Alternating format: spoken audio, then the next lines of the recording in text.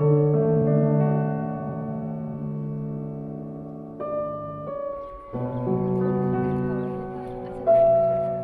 যান, বাসা যাও তাহলে।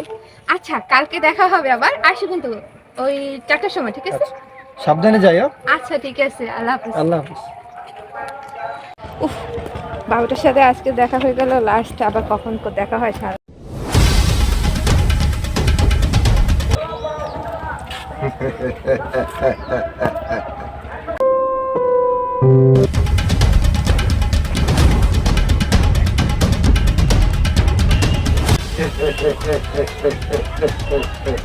বাবু ভাইয়া, আপনি এভাবে এরকম দাঁড়াইছেন কেন? কি হয়েছে? আমি টাইগার বাবু, টিউব না হাওয়া দিলে ফলি না। সুন্দরী, তুমি এলাকায় আমাকে রেখে আরেকটা ছেলের সাথে ঘুরে বেড়াবা? হ্যাঁ, এটা আমি মানবো না। তুমি জানো না আমি তোমাকে কত ভালোবাসি। বাবু ভাই, আপনি এসব কি বলছেন? আমি আপনাকে বড় ভাইয়ের মতো জানি। দেখেন ভাইয়া, আপনি কিন্তু আমাকে রাস্তাঘাটে এভাবে বকাটে ছেলের মতো ইফটিজিং করবেন না। কি এর ভাই, আমি কেউ ভাই চাই না। দেখেন ভাইয়া, পথ ছাড়েন। কই যাও ধরি, কই যাও? ইন্সপেক্টর লালুর এলাকায় ইফটিজিং? হ্যাঁ, কোনো সান নাই, কোনো সান নাই, কোনো ইফটিজারই নাই। বোন, তুমি চলে যাও।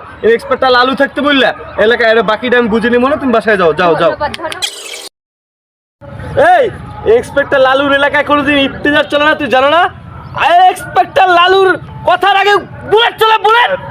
স্যার মাফ করে দেন স্যার। কোনো ইফতিজার চলবে না। মুইয়ের আর করবি কোনোদিন ইফতিজিং না। তোর শাস্তি আইছে। চাইতেছে তোর গুল্লি করে উড়াই দিতে, খালি মাইয়ারে অভিযোগ দিলে না। আমি মনে কর হাতে নাতে ধরছি, থানায় যদি অভিযোগ দিতে তোর গুল্লি করে উড়াই দিতাম। মনে করে ইন্সপেক্টর লালুর কথার আগে গুলি চলে, তুই জানোস না? আয় এলাকায় তুই কি নতুন? তোরা আজকে যাই হোক রাতে রাতে করছি, তোর একটা শাস্তি দিম। শাস্তি দিয়ে তোর প্রথমবার শাস্তি দিয়ে তোরে মাফ করে দিমু।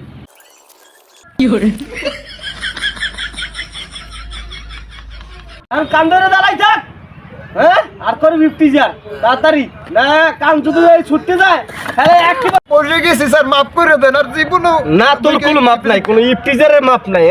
মাপুল নাই তোর ঘরে খারাপ। এইরকম ইফটিজিং আর কেউ আমরা করেন না। যদি করেন তাহলে মোর মতন অবস্থা হইবে, বুঝছেন? এই মনে করেন মান সম্মান সব খুঁইবেন আপনারা।